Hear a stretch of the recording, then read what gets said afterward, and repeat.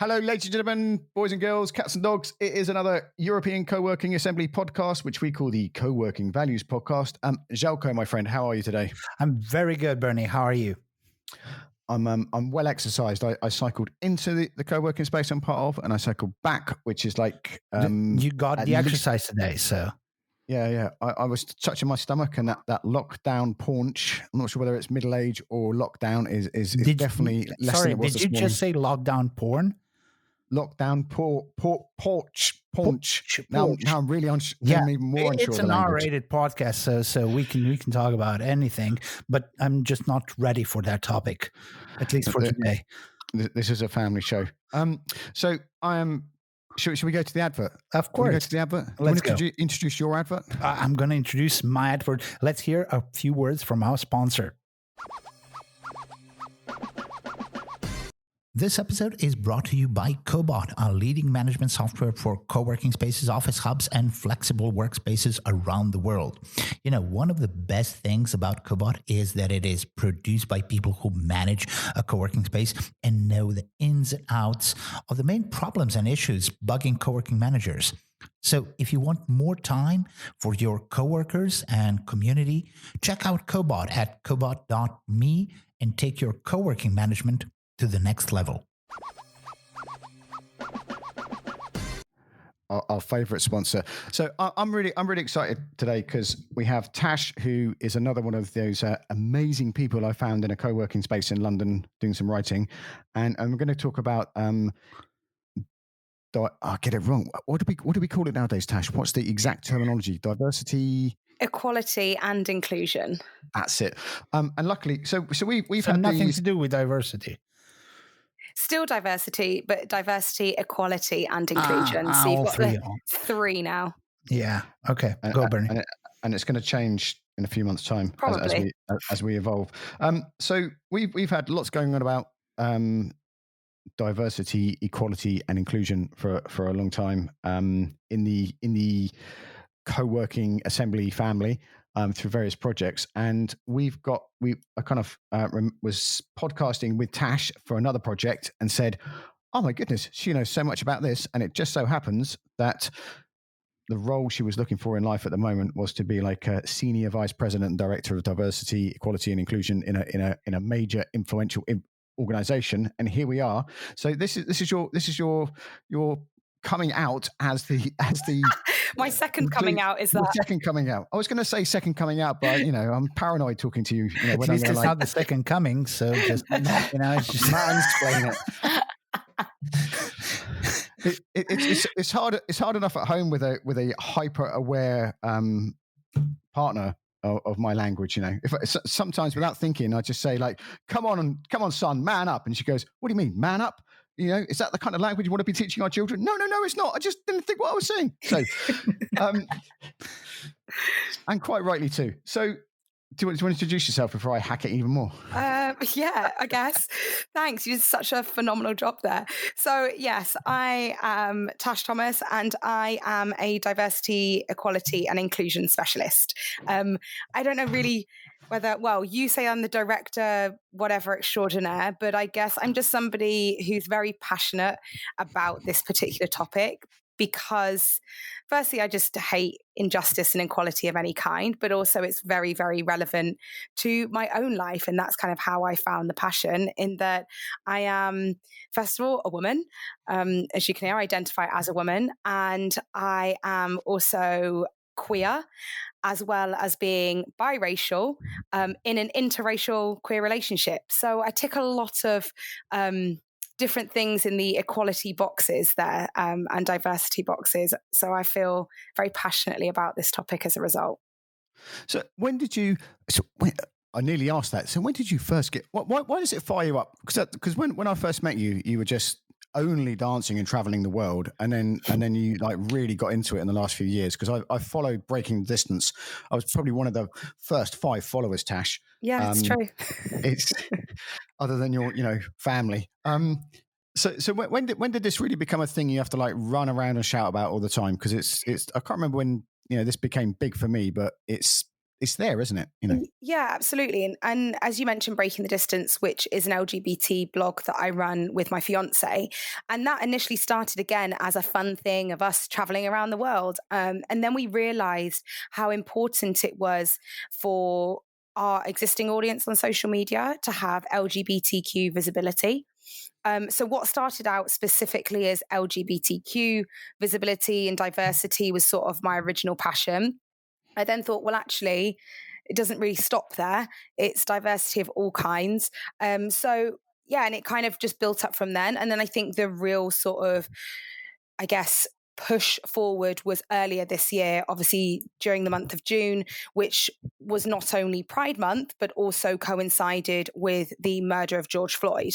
And everything that I've experienced very in such a raw form during that month was definitely a catalyst, a major catalyst for it to become at the forefront of my attention, and then sort of became part of my every waking hour, as it were. So yeah, it's kind of a combination of things, but I think there's a lot of things throughout my life that have sort of built me towards where I am now. And now once I sort of started advocating for the LGBTQ community, I then sort of couldn't stop with just that. So yeah, it kind of built from there. Ace. So one of the things, before I start going off on another tangent, one of the things that you're going to help us with or make happen is we've been looking for a long time for someone to edit, publish and own the Coworking Assembly's handbook on diversity, equality and inclusion and dogs. And I'm sorry. No worries. Of all the times. We're a fully inclusive podcast here. Four-legged friends included. Of course. Who let the dogs out? Literally. So tell us about the handbook. So the handbook comes from, I guess, a recognised, I say problem, I would say, in that a lot of co-working spaces tend to have a very specific audience. And the audience that we tend to see is a white, middle-aged man they tend to be very male-dominated or very white across the board. But co-working in its very core and its very definition is about collaboration and diversity and collaboration. But for whatever reason, that doesn't seem to be happening in terms of the audience and the demographic that are actually using co-working spaces. And also now there's definitely this push towards local co-working versus the corporate co-working spaces. So we are all aware of big corporations where they have maybe, 15, 20 of the same co-working space up and down the country, and it's a paid membership and blah, blah, blah. That's definitely one section of it. But actually, you guys know better than anyone that co-working is built around this kind of local community collaboration spirit. However, we have a lot of these communities that, for instance, a co-working space that's based in a predominantly Black population in terms of its area. However, when you walk into a co-working space, everyone in there is white. So it kind of, where's this discrepancy coming from? And quite often we use the term of founder bias, where we tend to have co-working spaces where everybody that uses it are a replica of the founder themselves, because obviously that's the easiest person for them to attract. But there's so much research that shows, within companies and with any kind of space, the more diverse your space is, the more successful it can be. And that can be on a business, like financial kind of success, but it's also on an ideas success. So actually the true essence of collaboration being people from all walks of life and with all different experiences is what brings true collaboration and true diversity in terms of ideas and businesses, because you're getting just a different perspective than your own. Tash, can I just stop you there and ask you, so just for the sake of the listeners, so based on what you just said, so founder bias, did that happen in most co-working spaces? And I'm guessing in most co-working spaces it didn't happen like intentionally, but did that happen because of like the way that co-working spaces are communicating to their audience, or because the audience or the prospective audience doesn't see themselves as people who actually go to co-working spaces because they don't see co-working spaces filled with, their demographic? Yeah, I think it's a combination of two. I think, with anything that you set up, your immediate people that you connect with and you tell about your new business, whatever that is your immediate circle, right? It's your immediate influencer circle, your LinkedIn connections. And quite often we tend to have a circle that looks like us. And we were guilty of this, and we kind of realized it when we started breaking the distance. And we would look at our audience, and as a feminine presenting LGBT couple, majority of our audience was also feminine presenting lesbians. And you actually have to take a step outside and actively seek to find somebody different. So in terms of co-working spaces and founder bias, I think that's where it starts, is that you naturally are going to go to your immediate network. So you're going to post that on the Facebook groups that you're already a part of, on the LinkedIn groups that you're already connected to, and anybody that's in your immediate circle, which generally tend to look or be within your own demographic already. And obviously then it builds up. Then for instance, you have somebody new approaches it, they happen to catch wind of it, by coincidence, and then they enter that space. Well, if I am, a 19-year-old Black woman coming in now wanting to use a co-working space, and I walk in and everybody in there is 70-year-old white male, odds are I'm kind of going to feel, is this really this co-working space for me? And I know I'm using the extremes of this, but that tends to be what can happen, is people walking in and kind of don't feel like this is their space. So, but immediately to connect to that topic. So what would the, prospective result or reaction be, for a co-working space that you already have a certain demographic of people that are coming in, or certain users, and you're not against attracting anybody new, but that somebody new, as you just said, when he or she comes to the space, he doesn't feel that, he fits in, even though everybody's welcoming. Yeah. So what is the proper course of action in that sort of sense?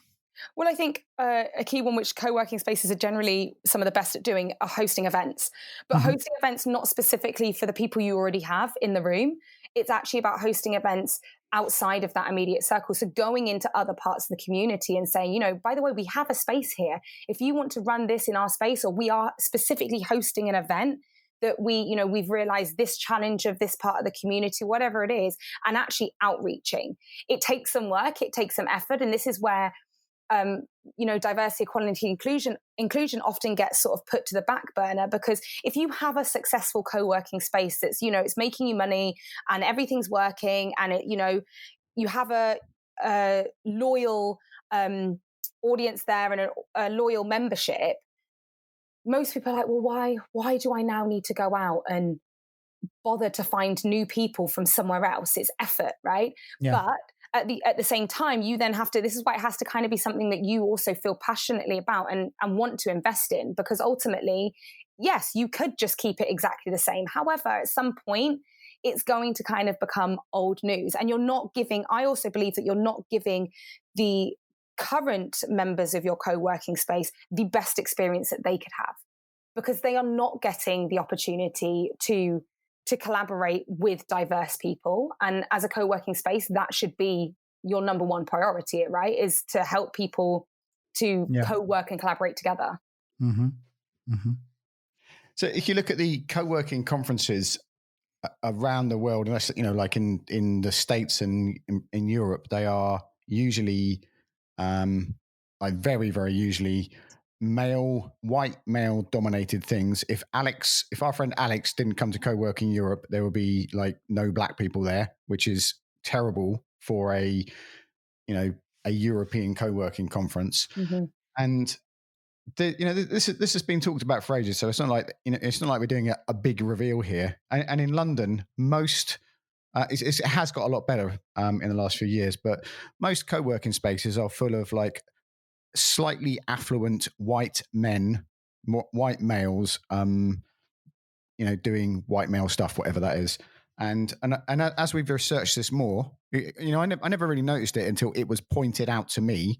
I was like, oh yeah, see what you mean. Didn't notice that, because when you wander through London, as a white male, it's a very, very different experience to either being female or being another color. Mm-hmm. And one of the themes, and you can talk about it with more accuracy, Tash, is you like you said, you have to go out of your way to find people not like you. Mm-hmm. And it's very easy to just assume. We had a conversation earlier on in this podcast with Alex from Indie Hall about the difference between an invitation and an announcement. So saying, we have an event on, everyone come, is one thing, but going and saying, oh, would you like to come to this event?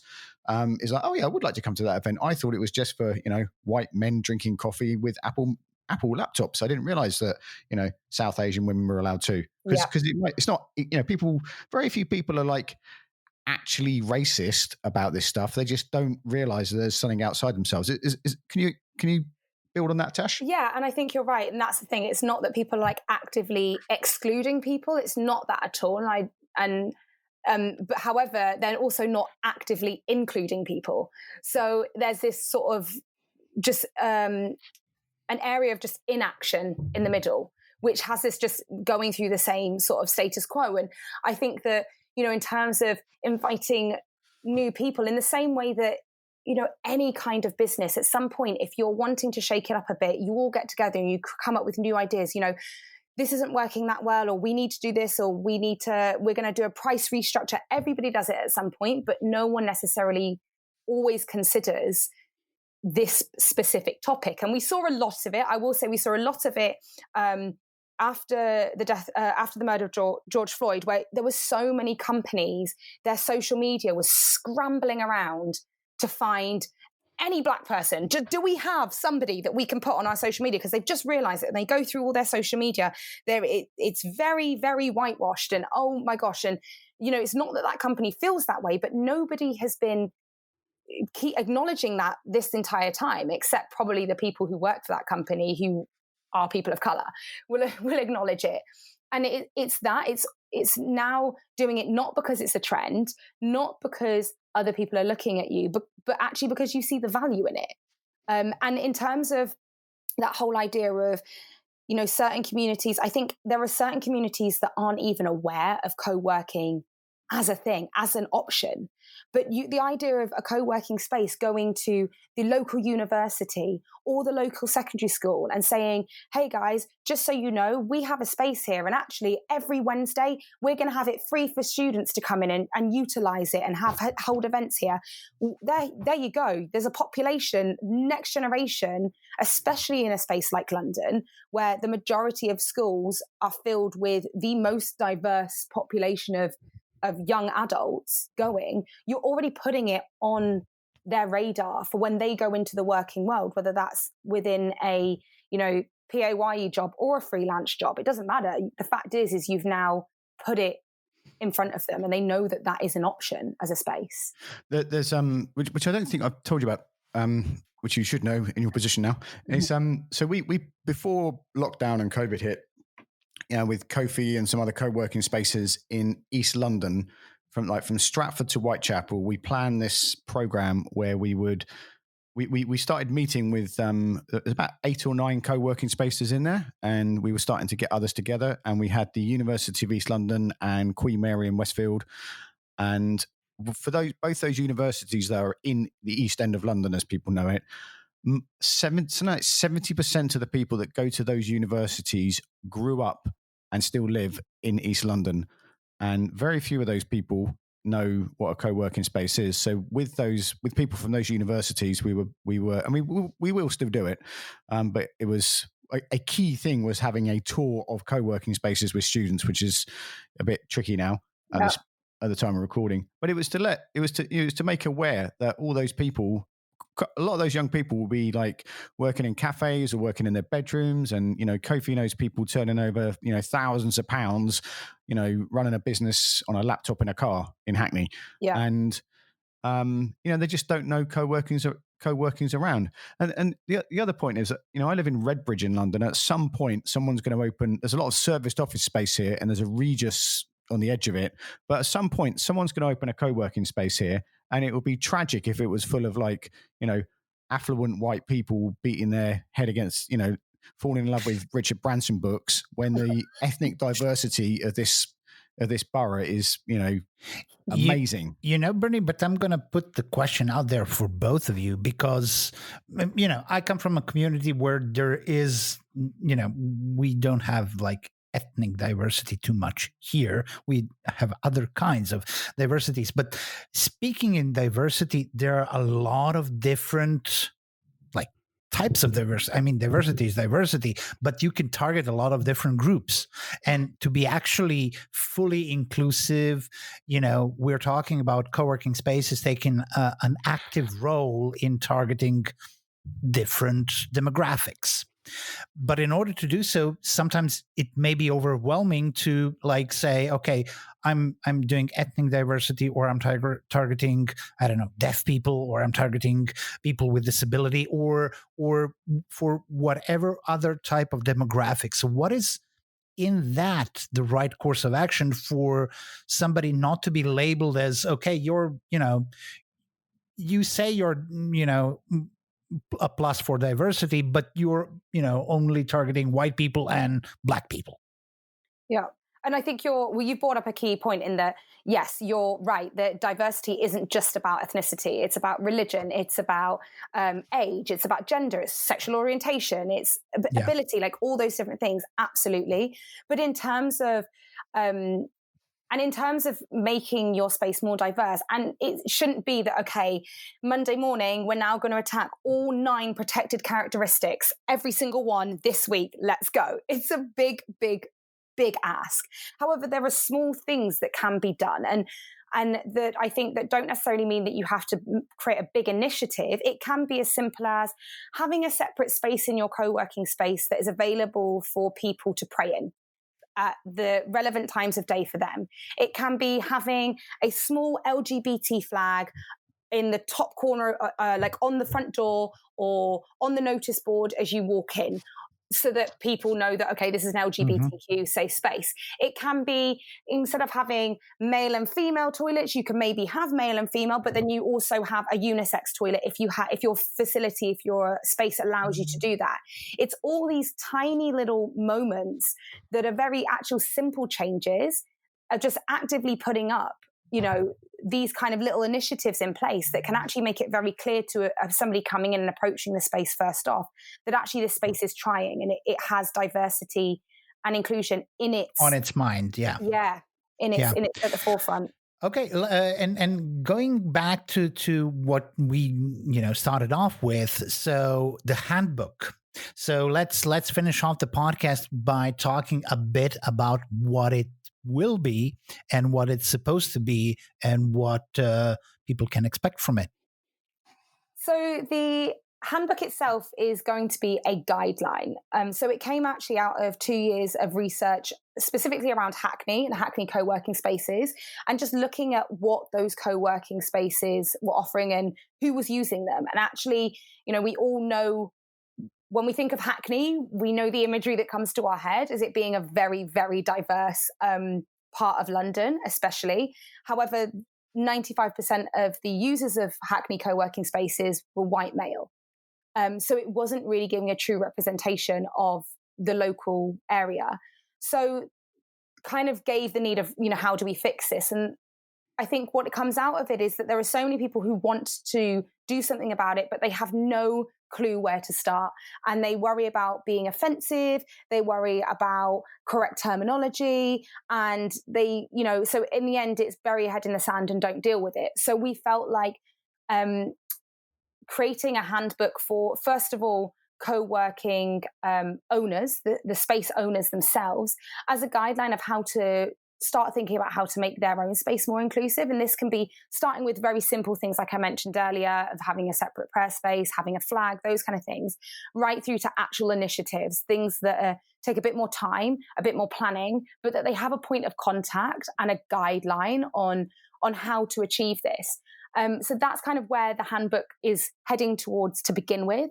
That's not where we see it ending at all. Like, we see it that it becomes potentially training material, and that actually someone could go into a space and, you know, it becomes a blueprint for hosting events and things like that related specifically to diversity, equality and inclusion. So it has a very big plan. But I think what's also very key is that a lot of the material out there right now, whilst it is relevant in certain aspects, it tends to be created for more of a corporate space. So it's basing its information on the idea of a corporation who have a set number of employees and a team that work together every single day. And these people know each other, and how do we make this space more inclusive? Whereas co-working is a very different arena. And you are finding how to make your space diverse and equal with these mixtures of individuals. And they are very much individual freelancer business owners. And it's how to teach them what your space is about and have them respect it in the same way that you want it respected. Fantastic. I think that is a wonderful kind of wrap up of what we are going to see in the near future. Bernie, do you have anything to add before we? I'm really excited about this because we've been, like 5 years ago at Coworking Europe. I went to the first diversity and inclusion roundtable, which was like 4 people. And I wasn't quite sure what to expect. And then back in Amsterdam, we got a record turnout when we called it the business case for diversity and inclusion. And then suddenly everyone thought there was a price tag attached to it. And then when we got to Warsaw, everyone had chilled out a bit, and it got a lot more movement. But this is a really, really important topic, particularly in London, where as more. There's been a great density of co-working spaces in Zone 1 and Zone 2 in London. And as people have started to boot the commute and stayed in, the outskirts in Zones 6, 5 and 4. Is that right? Yeah. Neighborhoods are going to pop up. And those neighborhoods are very, diverse and much more interesting. And there's the opportunity for, the co-working space to become that 15-minute city we talk about a lot, to become a community and work place. Like Željko's little place in Sabakotica. Is that how you say it? Subotica. Nearly. No, not even close, but it doesn't matter. I always think we know what you thought. I always get it muddled up with the town in the Avengers movie that they take off into the sky. But anyway, so it's really important, and a lot of people just don't know what to do. And it's not they want to do the wrong thing; they just don't know how to do. They need a path to follow, and this handbook will give them a path. So, where can we find you online, Tash? You can find me on Instagram at tasht.uk, and it's tasht.uk on Twitter. Those are my main 2, and obviously I'm on LinkedIn and all that jazz as well. And Breaking the Distance, is that? Yes, if you just type that into Google, it will come up, won't it? Yeah, actually. So we have the Instagram is Breaking the Distance, the blog is breakingthedistance.com. The podcast is Breaking the Distance. So type it into Google and you should hit it straight away. One of the most human and informative love stories available on the internet today, ladies and gentlemen. Thank you very much. And ladies and gentlemen, go to coworkingassembly.eu and count to 10, and there'll be a little annoying pop-up, and you can put your email address in there. And every week we'll send you the stories of local co-working spaces, real human beings doing stuff in co-working around Europe. And best of all, a copy of this podcast. Thank you very much. Take care of each other and stay safe.